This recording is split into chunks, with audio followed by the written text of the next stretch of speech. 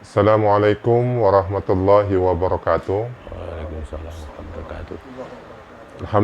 Alhamdulillahirabbil alamin. Assalatu wassalamu ala asrofil anbiya'i wal mursalin wa ala alihi wa ashabihi ajma'in, amma ba'du. Alhamdulillah kita bertemu lagi bersama Kiai Romo Subakir, kemudian Kiai Rofi'i, Kiai Yazid. Kita membicarakan tentang hal yang perlu dibicarakan. Jadi kami persilakan kepada Pak Yai mau berbicara yang menurut antum penting, silakan. Tadi beliau bicara tentang masjid. Fadol Pak Yai, untuk nasihat kita, memberi motivasi, karena beliau ini, pesantren beliau ini pesantren yang sudah dewasa. Bahkan beliau cerita tadi, yang masuk pondok itu banyak yang punya hutang, ya, kemudian punya permasalahan hidup. Jadi nanti Pak Yai juga bisa mondok sana sama saya nanti ya.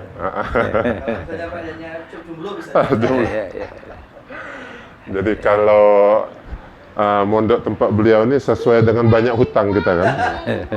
Iya, iya. Kalau banyak lama ya. Makanya kalau utangnya banyak, pesan dulu sama istrinya ya. Silakan Pak Yai. Iya, ini Assalamualaikum warahmatullahi wabarakatuh. Waalaikumsalam warahmatullahi wabarakatuh. Ya, ini para kiai yang dimuliakan Allah. Saya suka cerita yang aneh-aneh, yang lucu-lucu itu begini. Bekal kehidupan manusia itu sebetulnya tidak perlu banyak.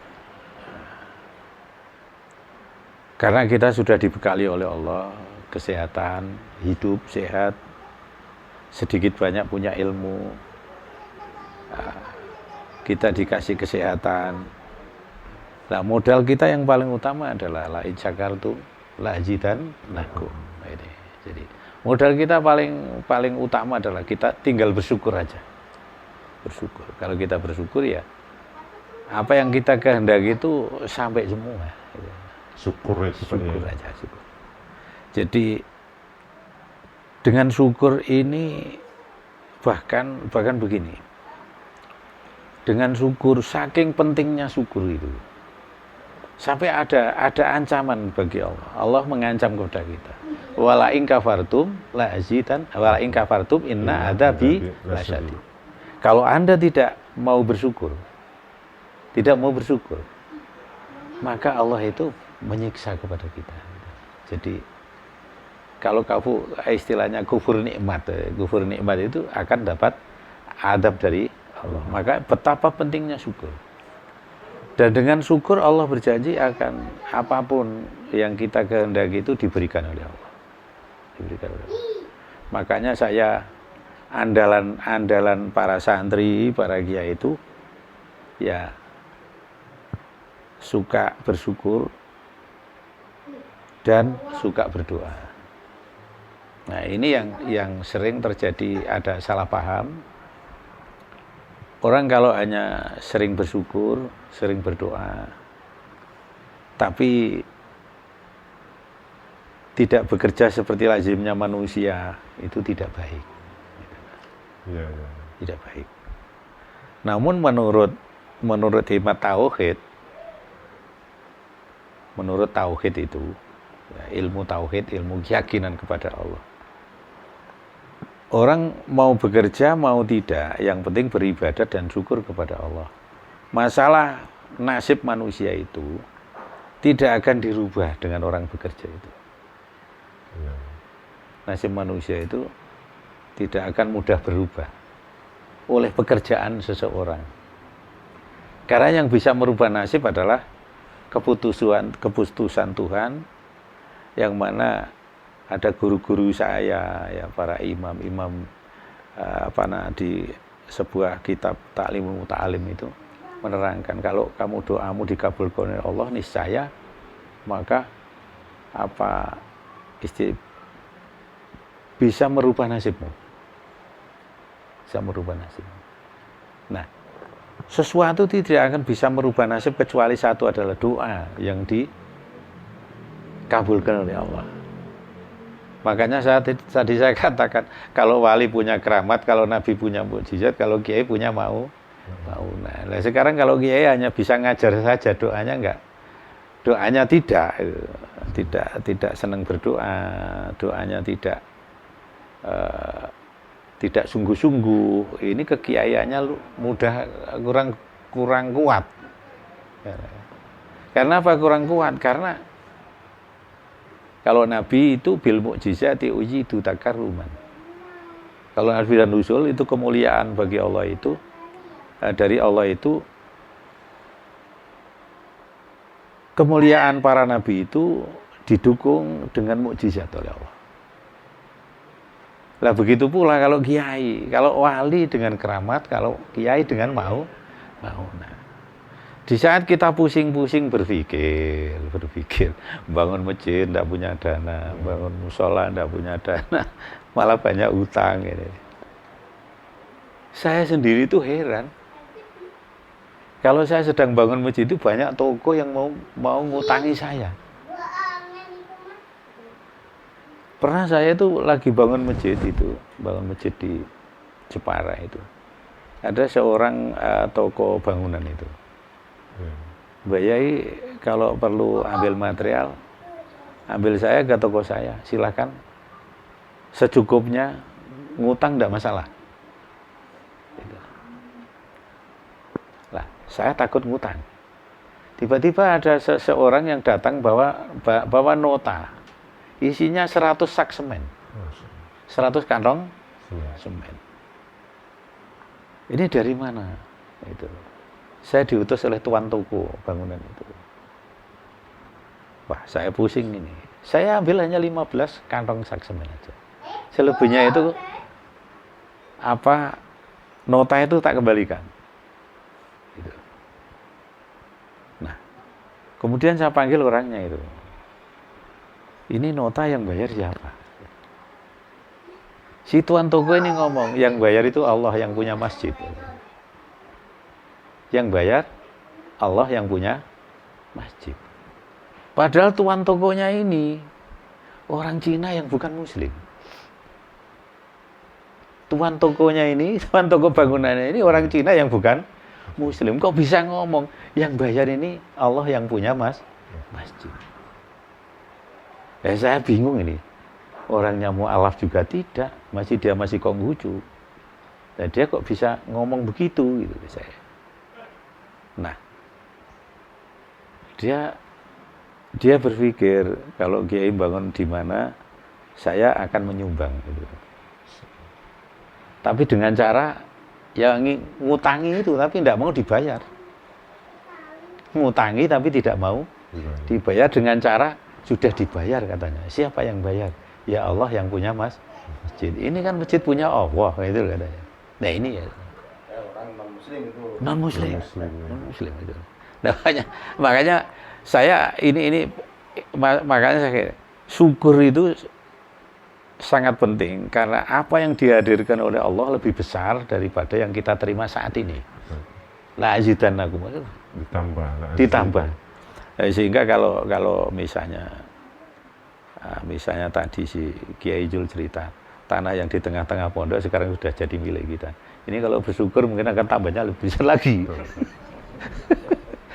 Tapi jangan mikir kalau kita punya istri cantik harus bersyukur. Ya. Biar bersyukur. Enggak berani bersyukur. Pasti ditangkap jauh-jauh. Gini. Iya. Kalau kita di tengahnya beliau aja. Ini begini nih. Ini Kiai Romi ngawur aja ini. Aduh ini saya pernah begitu. Bagi Yai kalau punya istri satu, kalau bersyukur bisa punya 2 dan 3 Pak Yai gitu.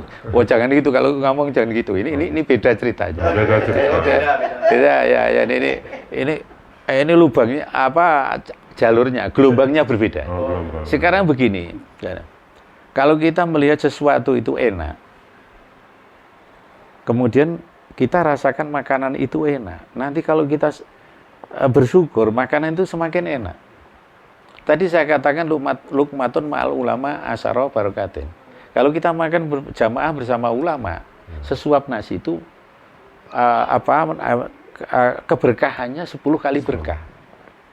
10 kali berkah. Nah, berkah dalam hal ini urean berkah itu macam-macam. Bisa ada kenikmatan, tambah boleh dikata kalau Jawa awet wareg, bisa juga kan begitu. Awet wareg kalau banyak yang makan ya itu. Kakak saya tadi 3 piring tadi. Iya, tambah lagi. Baru nah, Rasanya 30 piring. Oh iya. Kenikmatannya, berkahnya itu 10 berkah. Jadi tambah nikmat. Begitu pula saya pernah saya itu begini. Ya mohon maaf. Laki-laki semua normal. Tadi ngomong masalah istri ya. Laki-laki semua normal. Waktu saya nikah, awal nikah itu, saya tidak merasa istri saya cantik, tidak. Saya tidak merasa istri saya itu cantik, hanya cocok aja gitu. Cocok aja gitu. Tapi karena saya itu merasa betapa saya bersyukur, saya dikasih jodoh oleh Allah, walaupun saya tidak nyari. Ya saya bersyukur, di dalam hati saya syukur banget. Karena seandainya saya nyari pun sulit, karena orang lagi tidak punya duit kan itu. Ya, ngelamar aja enggak, punya duit aja enggak. Jadi alhamdulillah dapat jodoh. Dan kebetulan perasaan saya semakin karena saya bersyukur, perasaan saya istri saya itu semakin cantik. Bukan karena bersyukur istri saya satu kemudian tambah dua, bukan begitu. Ya. Jadi udah dianu. Iya, istri semakin perasaan saya semakin cantik, semakin romantis, semakin sakinah, semakin mawaddah, semakin warahmah.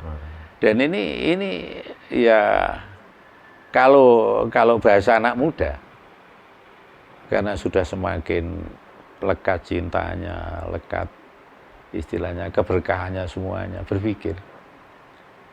Ya, karena manusia punya sifat nafsu, kadang-kadang sedikit suudon. Kalau istri saya tiba-tiba tidak ada apa-apa, berpakaian yang agak sedikit rapi gitu, saya mikir, ada apa ini kan gitu. Ya boleh dikata kalau anak muda cemburu kali kan gitu. Nah itu. Dan ini normal kan itu. Makanya kalau masalah istri, ya kira-kira ya sepangkir nikmat aja menjalani hidup rumah tangga.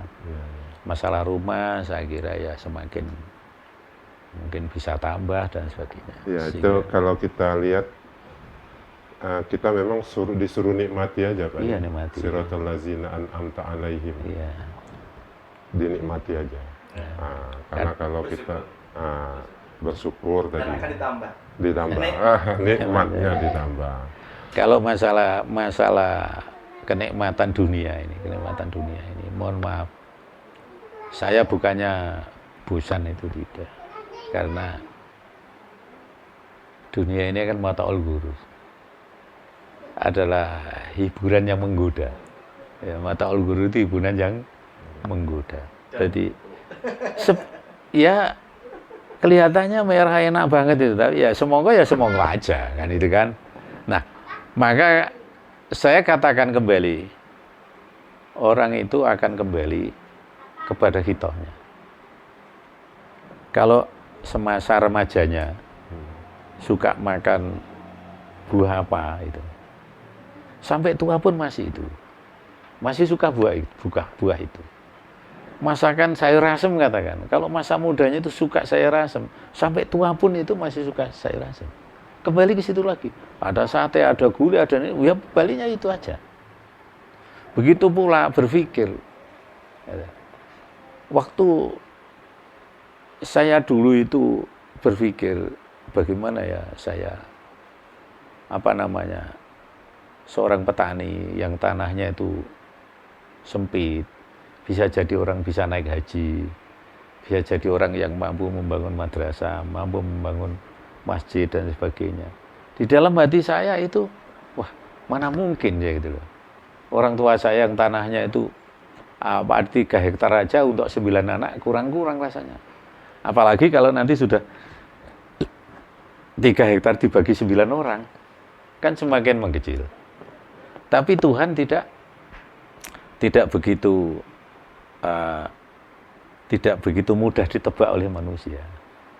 Sesungguhnya Allah punya kehendak lain. Jadi ada di dalam tauhid kecil, pelajaran saya di kelas 5 itu begini bunyinya.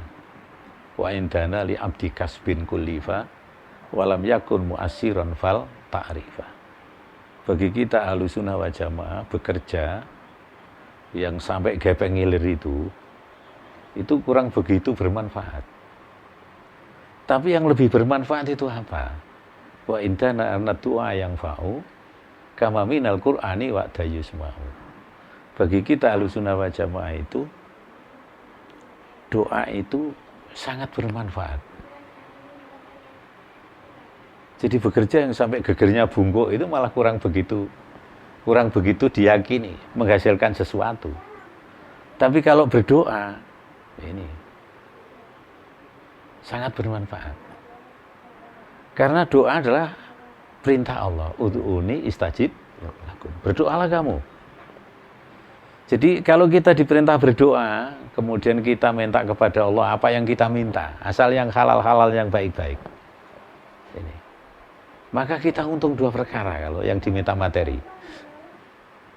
Minta kepada Allah, itu hukumnya karena itu perintah Allah. Ud'uni itu amar ya. Maka kalau ud'uni itu diartikan sunnah. Kalau dilakukan dapat pahala. Kalau tidak dilakukan tidak dapat pahala. Ini urusan sunnah. Nah, bahkan di dalam sebuah keterangan kiai saya menerangkan tidak wajib memohon kepada selain Allah. Wajibnya minta hanya kepada Allah. Nah kalau kita ini wajib mohon kepada Allah dan Allah berjanji akan istajib lakum. Maka kalau doa kita ini terkabul, kita minta duit misalnya. Kalau doa kita terkabul kan dapat duit. Kan begitu. Nah, karena kita melakukan perintah ini, doa adalah perintah Allah, maka kita berpahala. Ini berbeda dengan teman-teman lain. Teman-teman para ulama itu ada yang mengenai begini. Kalau kamu minta kepada Allah, jangan urusan dunia. Karena kalau minta urusan dunia, nanti akhirat tidak dapat. Saya bingung itu. Karena bahasanya tidak seperti itu. Mintalah kamu kepadaku. Tapi kiai membatasi oleh Allah. Kalau kamu minta dunia, akhirat tidak dikasih. Loh, Allah itu Rahman Rahim di mana-mana. Loh. Saya melaksanakan perintah Allah merupakan tugas berdoa, maka saya dapat pahala kalau saya lakukan. Kalau doa saya dikabulkan, saya dapat duit karena saya mintanya duit. Jadi bagi seorang Ki Bagir begini pedomannya itu, kalau berdoa itu ada 2 kegunaan. Satu, itu menunaikan perintah Allah. Kalau dilakukan dapat pahala. Yang 2, kalau berhasil dapat duit. Setuju? Nah, itu loh. Nah, makanya para santri itu di dalam doa sholat itu Rabbighfirli warhamni wajburni warfa'ni warzuqni. Orang yang sehat itu pikirannya warzuqni itu dipikirnya tidak hanya bisa melihat, panjang umur, itu rezeki, tapi tidak diperhitungkan. Yang diperhitungkan oleh manusia secara lazim umum, secara nafsu umumnya itu duit. Karena birahi kita itu adalah duit, harta. Maka di saat warzuqni itu, tentu warzuqni yang diminta itu ya rata-rata lah. Rata-rata itu duit. Itu loh. Ya, ya. Nah, makanya mohon maaf kalau saya mengaji begini, saya kadang-kadang Ki Bagir ngajinya ngawur. Ya memang orang bodoh kan begitu. Nah, saya pikir sendiri karena begini. Allah menyatakan abdan idza shalah. Ini firman Allah, abdan idza shalah. Kamu ini dianggap abdinya Allah. Tatkala kamu ini bersembahyang. Lah berarti bagaimana? Kamu ini akan diujrah oleh Allah dikala kamu sholat. Sedangkan isi sholat adalah minta dan minta. Iya karena butuh, iya karena nasta'inu gitu. Ihdinas siratal mustaqim. Dan selanjutnya siratal ladzina an'amta ini loh. Kalau sudah sampai an'amta ini tidak gampang mengartikan karena kenikmatan itu kan macam-macam. Nah, kenikmatan ini macam-macam. Nah, kita ini juzina linasi kubisawati minan nisa layak kan gitu kan. Suka harta benda kan itu. Jadi karena kita diciptakan oleh Allah dalam normalnya kita itu suka harta, maka di dalam sholat pun dituntut minta rizki. Lah jangan mengartikan, jangan sok halus, jangan sok hebat dibanding Allah, itu jangan. Ini tuntunan para ulama yang sejak dulu. Saya pernah dimarahi kiai saya, kamu sholat kok begitu, enggak sah sholatmu. Loh lafalnya gitu, apa mau diralat? Kiainya nggak mau meralat lafal itu.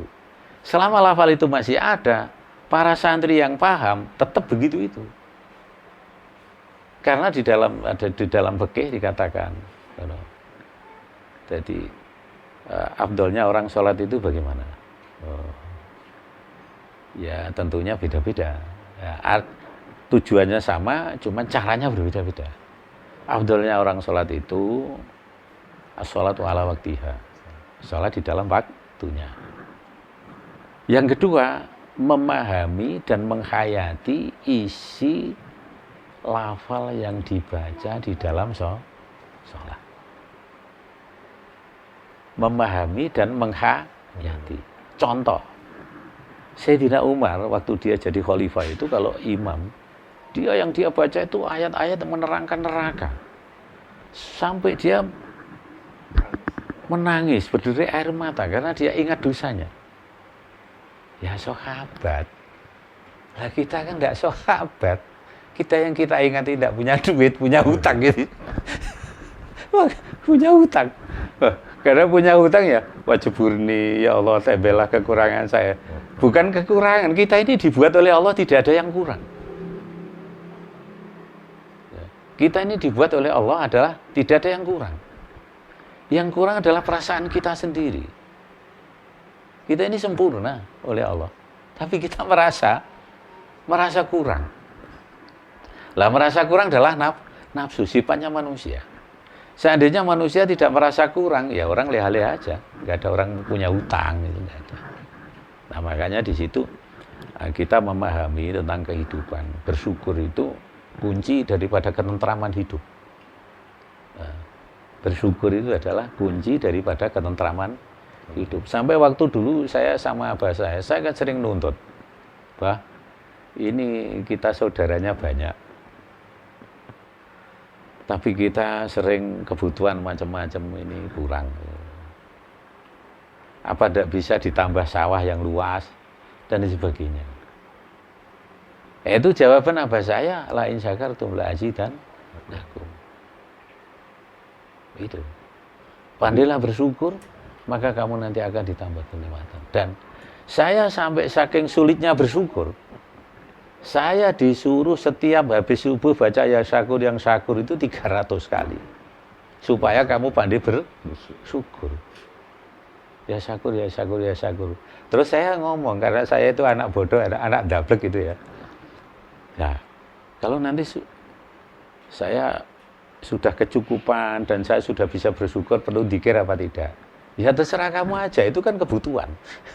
Jadi kunci ketentraman hidup adalah syukur. Jadi syukur itu menurut pemahaman saya, mau apa saja diawali dengan apa yang kita punya kita syukuri, semuanya akan menjadi mudah. Saya itu mau beli tanah, tidak berpikir punya duit itu enggak. Mau ya? Iya. Enggak tahunya tanah itu, saya hanya kata iya saja. Tahu-tahu yang bayar itu yang punya tanah. Kan aneh itu. Gitu. Seperti di Jepara saya bangun masjid itu yang bayar itu yang pegang sertifikat itu. Kok bisa ya? Nah ini makanya saya mau bangun masjid itu pasti harus setiap kiai berpikir gambarnya begini, dananya berapa dan sebagainya. Ayo cari sana cari sini, saya nggak mau. Ya karena itu kembalinya orang-orang non Islam aja bilang bahwa masjid itu punya Allah dan dia yang membayar itu. Nah, ngapain saya ini lebih bodoh daripada orang di luar Islam? Berarti saya ini digurui oleh mereka. Dia aja yakin kalau apa yang bayar ini Allah yang punya masjid. Saya seorang kiai lebih yakin kalau begitu. Jadi waktu itu ada orang punya hutang mau jual tanahnya. Nah, hutangnya di tempatnya Pak murid saya, namanya Haji Ripai. Gitu. Sertifikatnya di situ, di cara Jawa ini dicekel utang. Nah, sampai di sana, betul Pak Yai suka tanah itu. Mau dibikin apa? Insya Allah bangun masjid. Oh ya, enggak apa-apa. Ya sudah, kalau bangun masjid. Terus yang punya tanah itu kan punya hutang sama Pak Haji itu. Udah kamu fotokopi KTP sama istrimu 5 lembar. Udah tanda tangan di sini, dia pulang. Udah selesai. Gitu.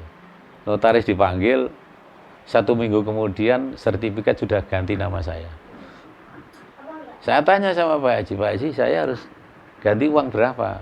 Nah Pak Yai katanya mau bangun masjid. Ya udah pakai aja. Ya saya pikir Cina aja paham, apalagi orang Muslim itu loh. Gitu. Makanya ini saya buktikan seperti itu. Nah, kadang-kadang banyak kiai menganggap Kiai Bagja itu orangnya lucu, disumbang kok 100 sak, diambil 15 sak. Bu Yao itu yang 85 sak dikirim ke tempat saya, gitu katanya gitu. Nah, saya nggak enak sama Cinonya itu kan gitu. Nah, ada lagi yang saya sekarang kan sedang mau bangun masjid itu saya tambah apa ada di sebelahnya masjid ditambahi bangunan gitu ya. Kira-kira 10 kali 12 meter persegi gitu. Saya ditanya anak saya Gus Idris itu, Bapak kagungan harta. Ya insya Allah kan itu bangunan itu urusannya Allah. Jadi jangan pikir duit. Kalau mikir duit nanti duitnya itu menghilang kan itu.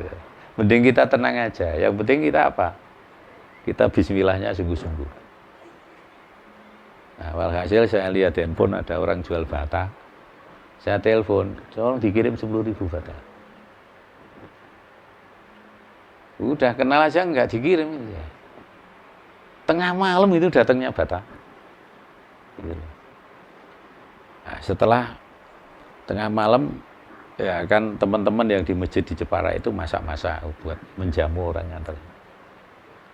Saya dikasih nota oleh sopirnya itu. Setelah dikasih nota, terus sudah saya terima, kemudian sang sopir lapor kepada bosnya.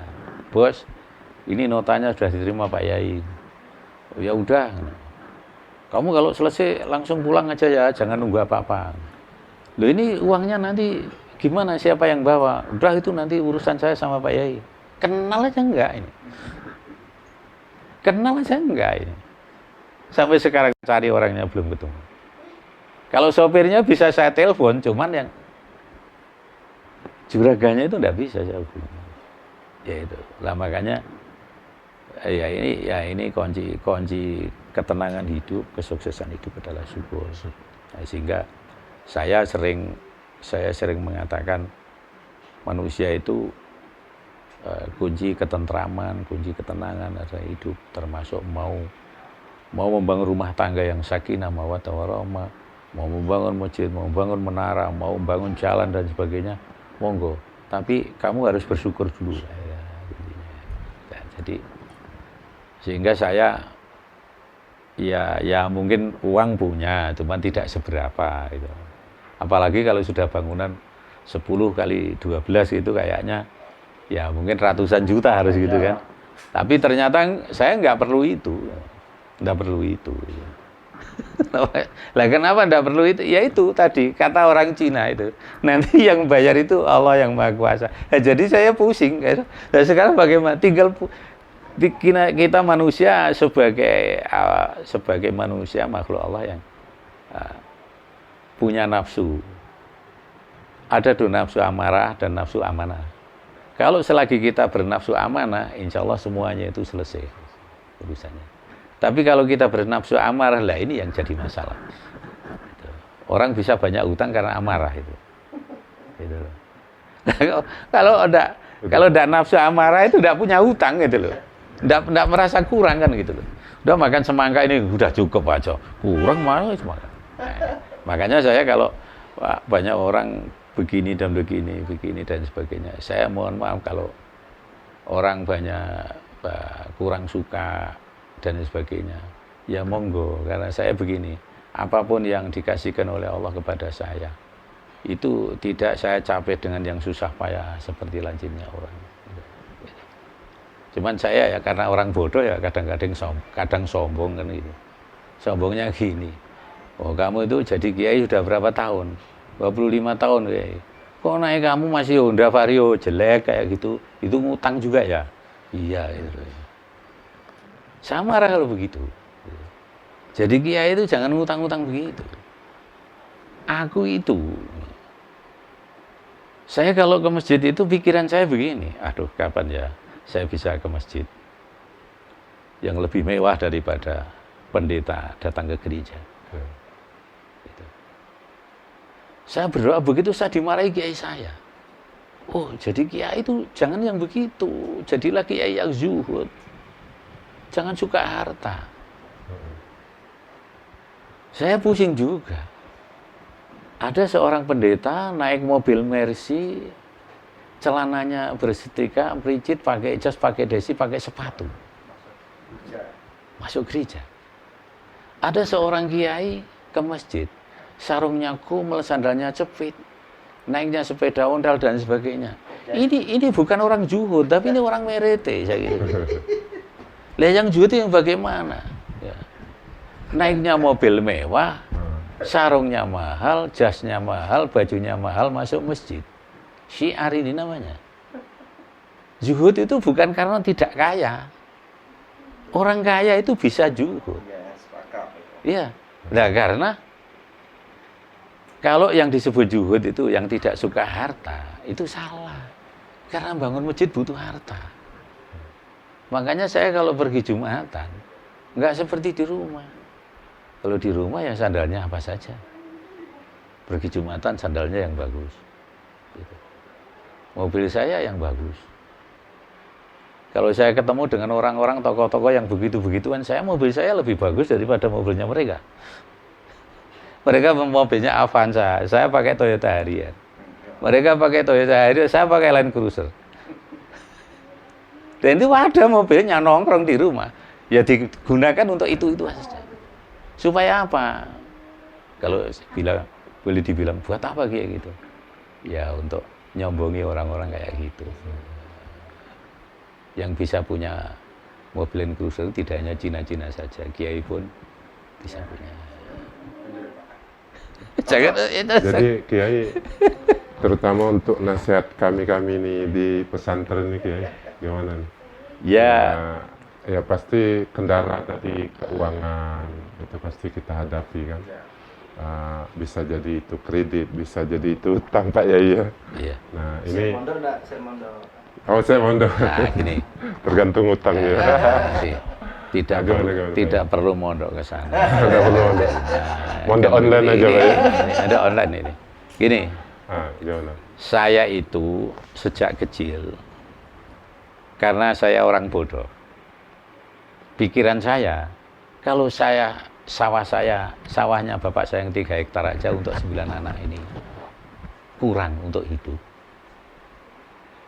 Maka, apalagi kalau nanti 1 hektar dibagi 9 anak, wah sangat kurang. Makanya saya mencari aturan lain.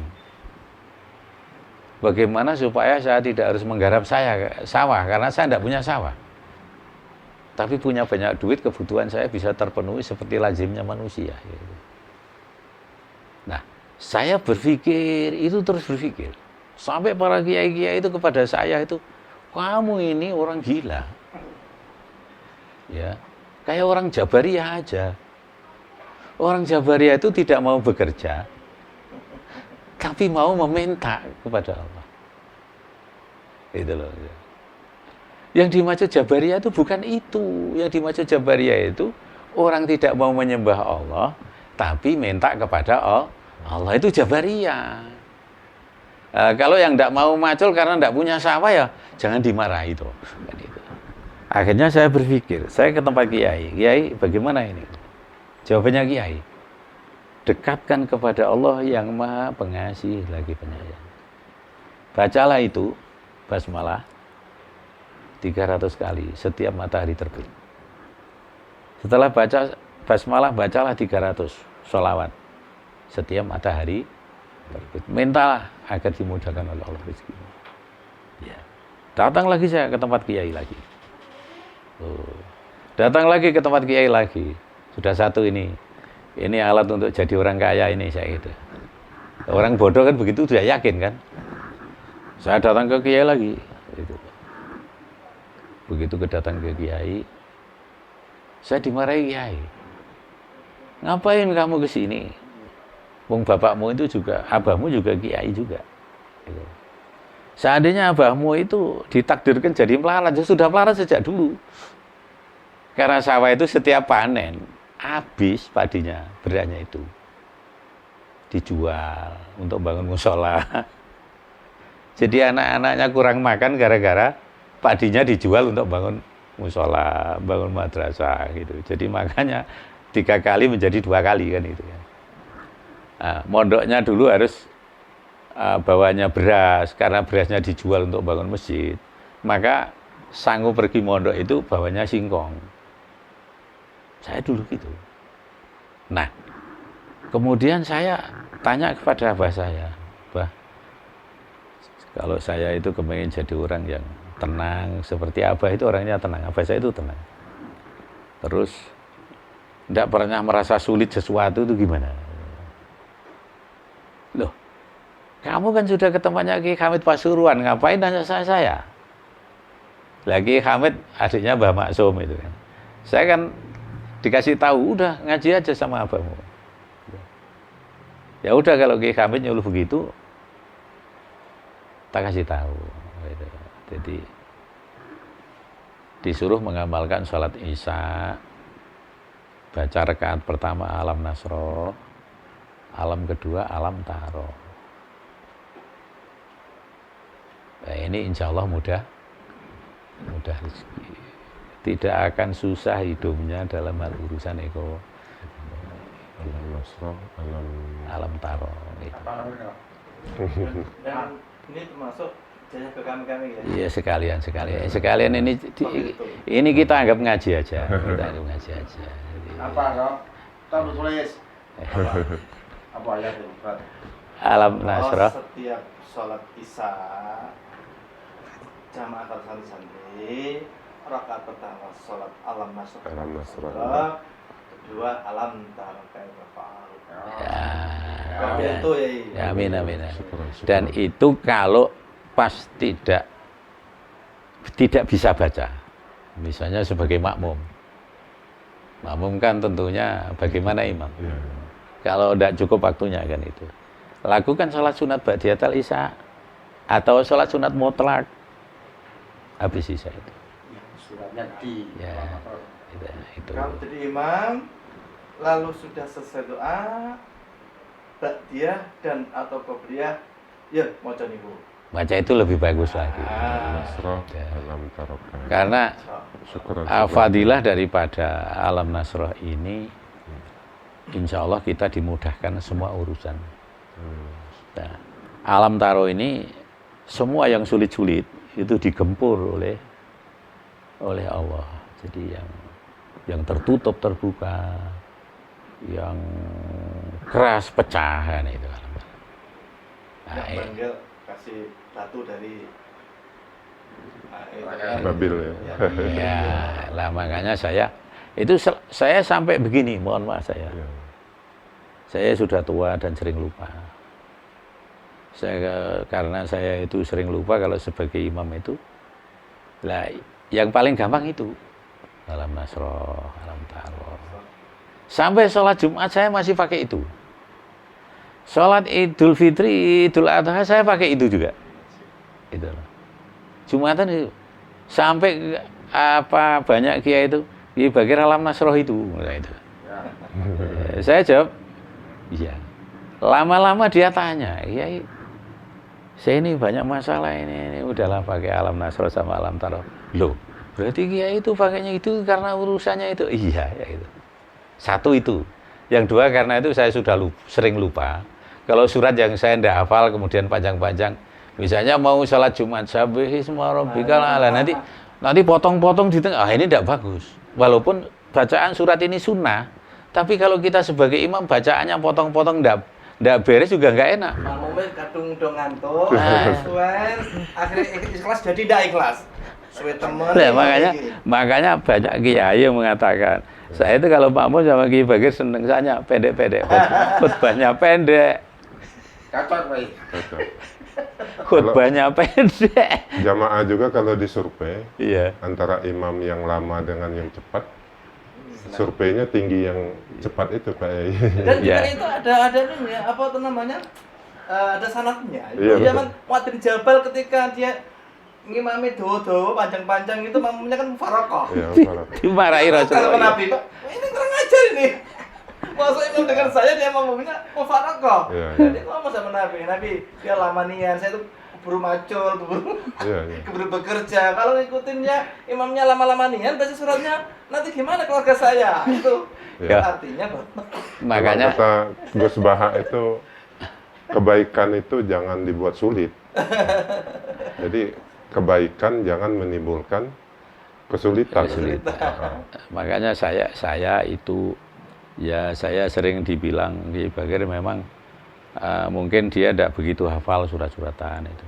Sebetulnya saya mohon maaf, saya kalau hanya sekedar juz amma dulu itu saya hafal karena lulus untuk ngaji Quran dari alif lam mim itu juz amma dulu, turutan dulu.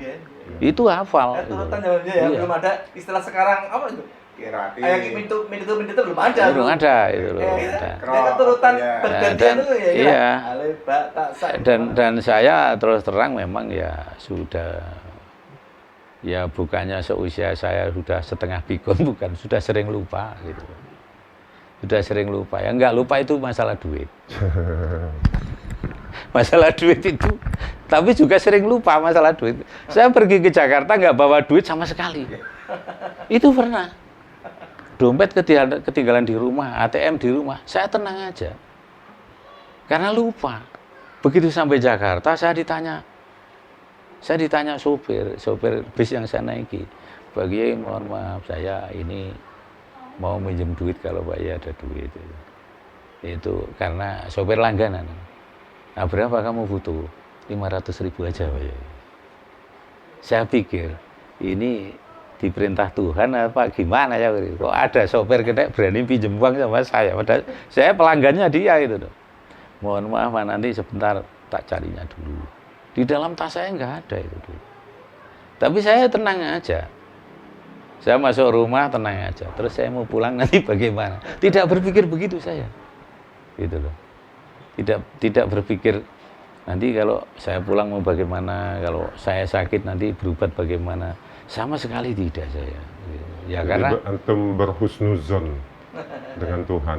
ya kita ini kan husnudzon atau tidak itu tetap merasa ada di aunil abdi. Jadi Allah itu ana fi aunil abdi. Nah, jadi saya ini hidup dalam lindungan Allah yang segalanya begitu. Maka kalau ada sahabat yang takut dengan mengikuti perang Tabuk dulu kan begitu kan. Allah berfirman waqala ya Muhammad la tahzan innallaha ma'ana. Jadi jangan takut. Apalagi baru tidak punya duit. Jangan susah. Saya pernah itu datang ke tempat bergengsi bener ini, orang-orang bos-bos itu. Itu ada bos Jarum, ada bos Rokok Noyorono dan lain sebagainya. Saya dari rumah juga sudah meleketa-meleketa gitu. Saya nyari sopir, karena enggak punya sopir ya. Saya nyari sopir yang, kamu berani enggak nyopir mobil ini? Pilih 2. Satu Toyota Harrier, yang satu Land Cruiser. Mana kamu pilih? Saya pilih ini Pak Yai, namanya Gofur. Itu orang sopir sopirnya obat-obatan itu, sopirnya PT Farmasi gitu. Sales. Ya. Saya pakai ini aja. Kamu sudah pernah pegang ini? Sudah Pak Yai. Udah, ayo berangkat. Kayak orang berduit. Saya lupa enggak bawa duit. Itu di Ngawi. Ngawi itu dari saya jauh loh. 3 jam itu dari saya. Nah, perasaan saya, ya namanya walaupun kiai tapi manusia ya. Perasaan saya, ini ketemu dengan bos-bos kayak gitu biar saya tidak malu. Biar saya tidak dianggap kalau saya ini nanti ketemu di rumah makan itu nanti dia yang bayar, itu tidak. Perasaan saya ya, kalau kita bertiga mau makan, saya yang mau dahului makan. Saya sudah dari rumah saya berpikir, saya nanti sampai sana langsung ke kasir. Apapun yang dipesan, aku yang bayar. ACC aja. Saya ngomong gitu sama kasir.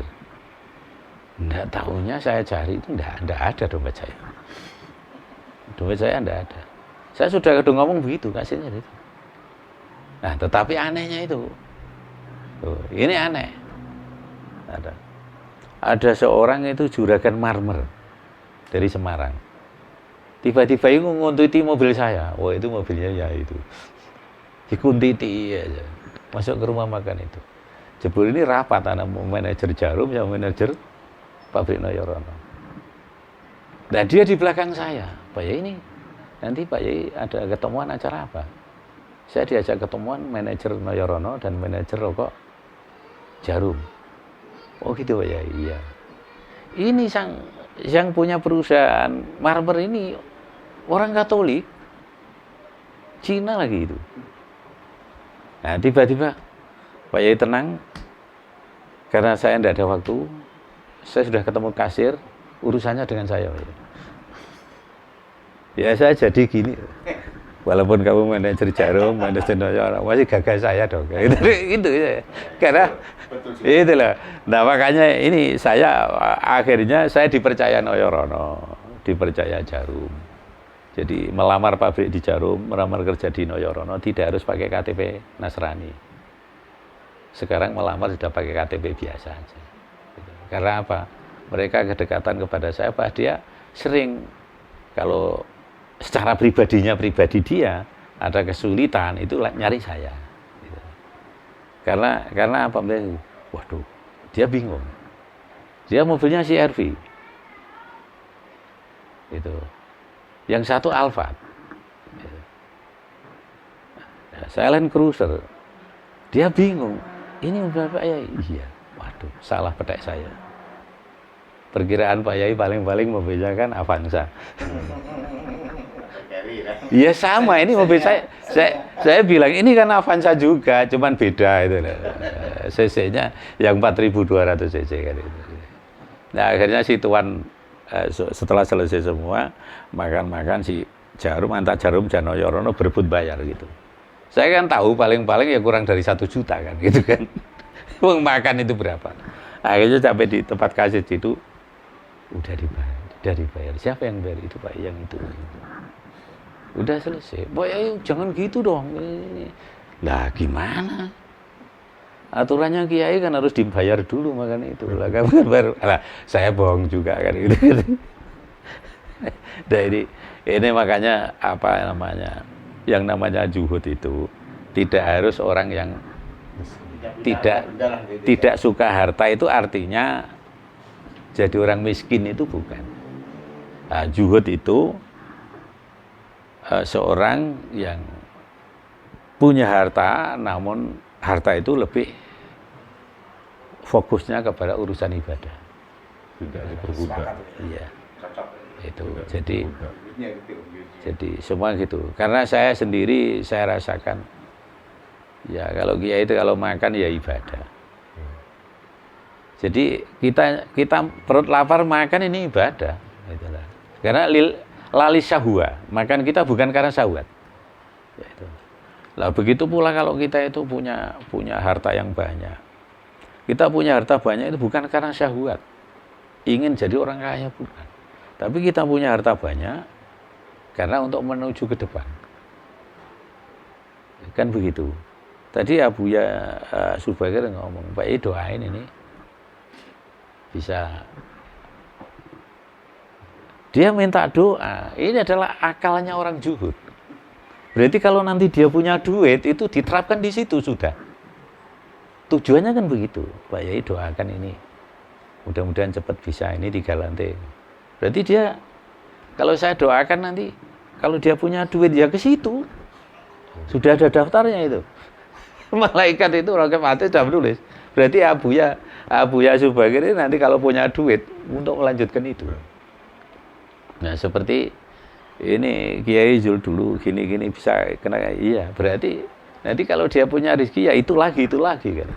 Ibadahnya sudah ini. Udah disiapkan program. Iya. Nah, program ya makanya jadi seorang ulama sering ulama yang ngomong zuhud itu begini. Ini ulama yang kadang-kadang tidak paham. Dia hanya baca kitab aja. Banyak teori itu loh. Lah kalau kiai yang model begini nih repot diikuti.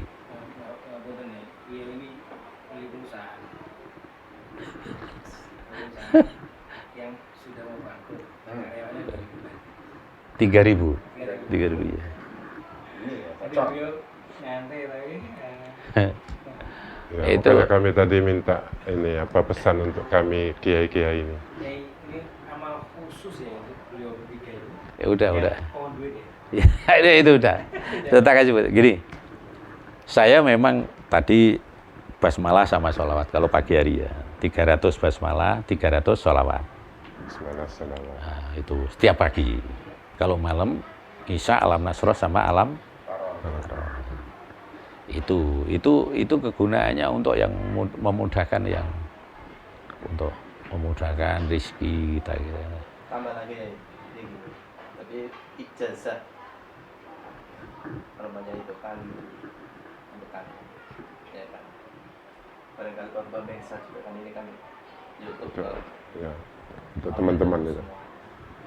Berlaku juga untuk pesantren yang lain juga ya ikut kesamaan ini kan, jadi bagian dari apa yang tadi disampaikan itu adalah kami mohon juga diizinkan kepada para pengasuh pesantren yang kemudian melihat YouTube ini sehingga keberkahan itu tambah pesantren itu supaya pesantren itu tidak ada pesantren bikin proposal minta dan sebagainya. Ya gitu, itu seperti itu. Itu Pak, tenan Pak ya. Ya benar. Kami ini, pimpinan pesantren yang baru-baru yang masih muda-muda kayak gini nih, itu yang ada cuma semangatnya saja, gitu kan. Nah, makanya orang yang doakan ke Buya Subagir, doakan juga kami di samping ngasih senjata. Tadi kan senjata nih, kami kan pakai senjata itu insya Allah. Doakan kami juga. Iya, udah ya. Nah, ini nah, seperti doanya Buya Subagir, jangan Buya Subagir nanti ya, Buya Subagir yang mandi sama-sama mandi dan juga menyeluruh kepada Amin. pesantren. Amin. Sebetulnya begini, saya itu saya kan kadang gini ya, saya ceramah di depan umum. Dalam bahasa apa hikayah, ceramah di depan umum adalah madarisil ammah. Ya. Madarisil ammah itu sah untuk menjadi sanad.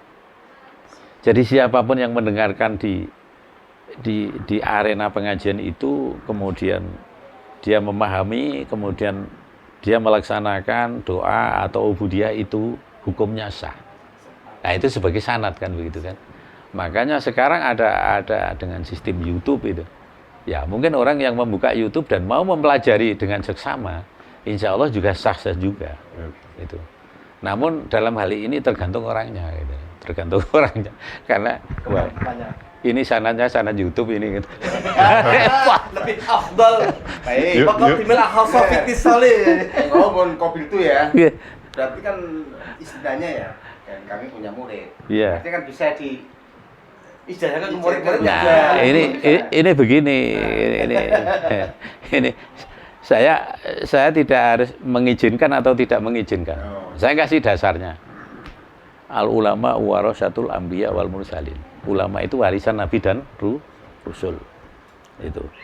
Nah, karena nabi dan rasul punya warisan adalah ulama. Nah, sifat ulama itu mewarisi sifat para nabi. Itu otomatis ya, ini kan. Nah, otomatis. itu mewarisi sifatnya para nabi dan rasul. Apa sifat kaitan dengan ini? Nah, kaitan dengan ini adalah itu loh. Wala yukatimul ilmi. Tidak boleh mengumpet nong ilmu. siap, insyaallah siap. Jadi Alhamdulillah. sifat tabligh itu artinya la yukatimul ilmi. Ilmu. Jadi tabligh itu wajib. Kalau Anda sudah punya ilmu, ya jangan dikantongi sendiri dong. Oh, berarti gini kan. Kalau ada, ya kadang-kadang kami ini kan, Iya. pesantren ini kan modalnya nih kan.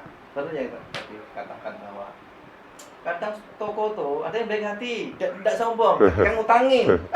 Udah itu tagih terus tiap hari pondok misalnya kan. Ya itu artinya bahwa ketika suatu saat ya ini pengasuh pesantren ini tidak keren-kerenian lah sebetulnya, tapi ya keren juga karena orang yang kesulitan datanya ke pengasuh pesantren, tolong doakan kami supaya kami ini lancar. Padahal kita ini belum lancar sebetulnya. Ya, tadi kan ya artinya syukur kita merambah pada yang lain. Ya. Gitu ya. Kalau saya gini, Pak. Ini menarik ini. Udah lama tambah menarik gitu. Jangan ini. Betul Pak Yai. Kalau saya kan buka pesantren dari umur 26 tahun kan. Iya. Nah, memang pesan Pak Kiai itu mungkin sudah biasa kita dengar ya, bersyukur. Tapi kadang-kadang kita ini pondok, maaf ngomong Kiai itu kadang kurang bersyukur dalam arti selalu ini kurang. Saya kira itulah yang menyebab kita pertama berpikir itu akhirnya merasa kurang terus, ya pasti syukurnya kurang Pak Yai. Nah, dan juga membuat kita tidak beribadah itu saya kira terganggu kan, karena kita selalu merasa kurang. Tapi kalau kita lihat cerita Pak Kiai tadi, ya ada misalnya lahan, saya mau bangun masjid, ya, duitnya ya kita yakin duitnya ada kan, tapi tidak tahu dari mananya ya. Nah ini saya kira yang bisa perlu ilmu yang selama ini kita bilang syukur, tapi kita hanya di lisan saja kan, maksudnya disyukur cuman pakai logika itu Pak Yai. Nah, tapi tidak diiringi dengan keyakinan tadi kan. Nah, kita syukur cuman kita terus menghitung, sehingga kita lupa Tuhan itu lebih cepat hitungannya kan, sari'ul hisab gitu kan Pak Yai. Jadi terima kasih Pak Yai, pertama memperteguhkan bagi kami ini bersyukur, mudah-mudahan ditambah ya, tapi ditambah ini bangunannya, santrinya gitu Pak Yai. Jadi Biniah Salawiyah. Kemudian yang ijazah tadi terima kasih Pak Yai. Kalau kita lihat dari yang beliau sampaikan artinya ke santri. Apa tadi ijazahnya? Ingat dulu apa tadi? Pagi hari. Al-Insyirah, Alam Nasrah, dan Al-Kafiru, Al-Fil. Ya, itu salat Isya. Pagi, basmalah dengan sholawat 300. Udah pesen tasbih? Bias Baker ada tasbih. Saya kadang begini Kiai, ya.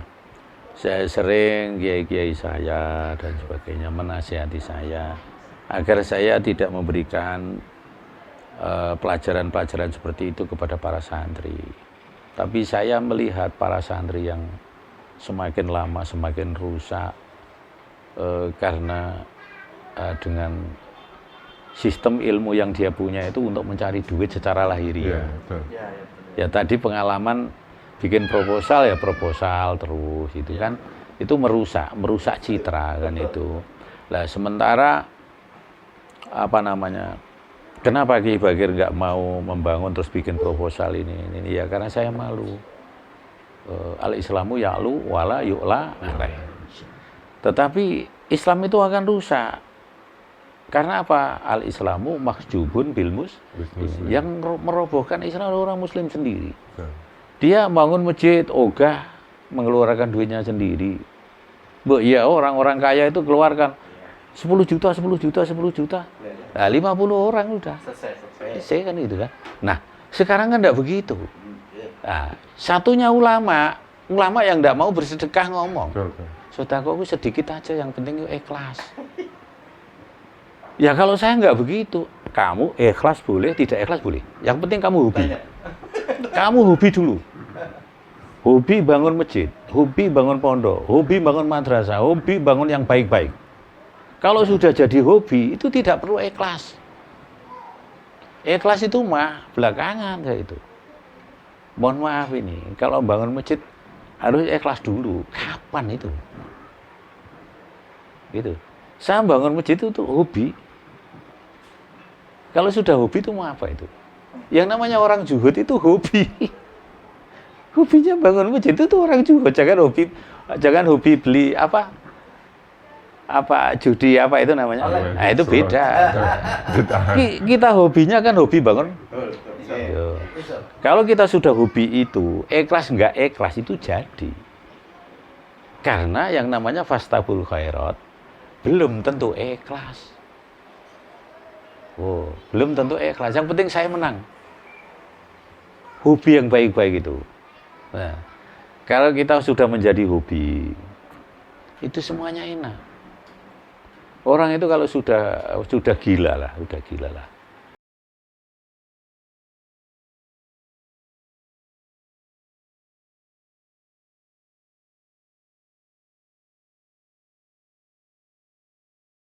Pondok. Orang di modal Pak. Iya. Karena hobi tadi jadi. Iya jadi. Ya kami ini kan dari Jawa. Dulu ceritanya saya ini kan dari pondok, terus kuliah di Jakarta. Kakak saya udah ke Jambi dulu. Beliau ikut ngajar di tempat pondok lain. Saya ngindel kakak saya. Gitu. Kebetulan saya dulu calon kades kalah. Oh gitu. Dulu waktu bujangan, belum nikah ya. Nah, karena kakak saya nikah dengan saya gotong bawa ke sini, kayak gitu. Oh, nyalonnya di sana. Di sana, ya dulu waktu bujangan, waktu selesai kuliah, saya berusaha kalau saya ini udah kuliah tuh nanti jadi kades kan lumayan. Nanti kerjaan ya kan rumah sakit itu kan. Nah, kiai saya Romanya Mas Mangendar tadi ngelarang kamu itu tempatnya bukan itu kades. Kamu tuh bukan kades tempatnya. Maka saya tidak dukung kamu jadi kades kayak gitu. Kamu jadi kiai. Iya.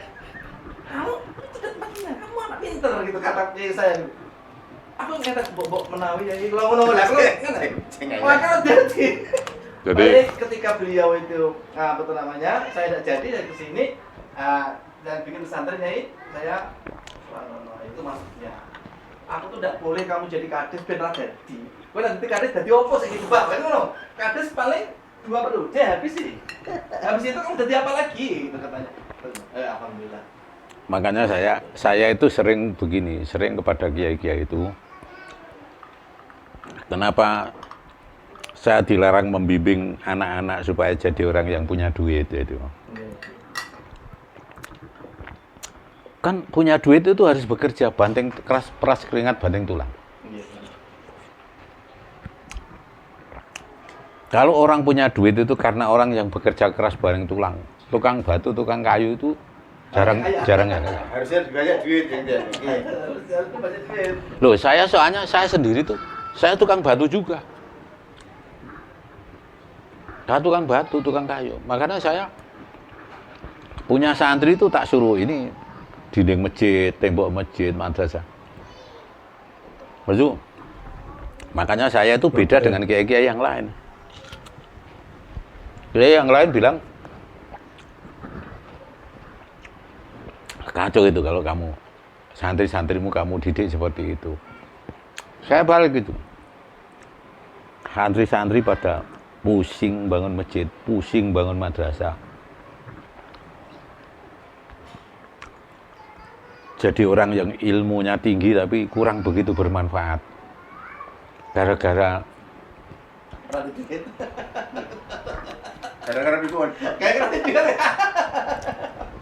ya gara-gara begini, ilmunya itu kalau dipakai di kampung itu, ya ini maaf saja, orang di RT kampung itu semuanya macul semua masa S2. Iya. Kamu ngapain di kampung? Nganggur, Lah kamu kan S2, kok nganggur gimana? Apa enggak ngelamar kerjaan? Mosok macul pakai S2 Pak Yai? Itu. Nah, sekarang kamu sudah diterima belum ngelamar-lamar? Belum pernah Pak Yai. Nah, kamu gendeng. Oh. Ada pekerjaan yang pasti kamu udah mau. Apa itu? Abdan idza shalah. Jadi kamu diperintahkan oleh Allah itu hanya menyembah kepada Allah. Jadi kamu jangan cari pekerjaan yang lain lah. Gitu. Kalau kamu itu sudah kamu tunaikan, carilah kerjaan yang lain sebagai tambahannya. Itu pun hanya sebagai bagaimana lumrahnya manusia di dunia. Tapi kamu jangan yakin itu dapat duit. Namanya istidrat itu yakin kalau pekerjaannya dapat duit itu istidrat. Istidrat. Saya bisa makan karena saya bekerja itu istidrat. Menafikan Tuhan namanya, menafikan Allah. Jadi makanya saya tingkat tinggi itu. Iya, makanya saya kalau ketemu kiai-kiai saya dulu dimarahi habis saya. Tapi akhirnya setelah para ulama-ulama besar itu tahu ternyata Ki Bagir begini ya. Saya namanya suap menyuap itu biasa. Dulu di zaman Orde Baru itu kan yang jadi kepala desa harus orang Golkar dan sebagainya. Nah, untuk itu kalau kita ini berafiliasi dengan tauhid, dengan keputusan Tuhan, kita ini mencari keputusan Tuhan yang paling mudah diturunkan adalah kalau kita pandai bersyukur, kita pasti akan mendapatkan Ya, syukuran. Ya, benar. Ya. Terima kasih Pak Yai. Ilmu yang kita dapatkan pada siang hari ini sangat-sangat berharga. Iya. Bersyukur, kemudian mengamalkan yang beliau, dan juga saya ingat pesan kiai kami dulu. Beliau berdoakan, anak-anakku semoga kalian menjadi orang yang banyak mengeluarkan zakat, banyak mengeluarkan infak sedekah.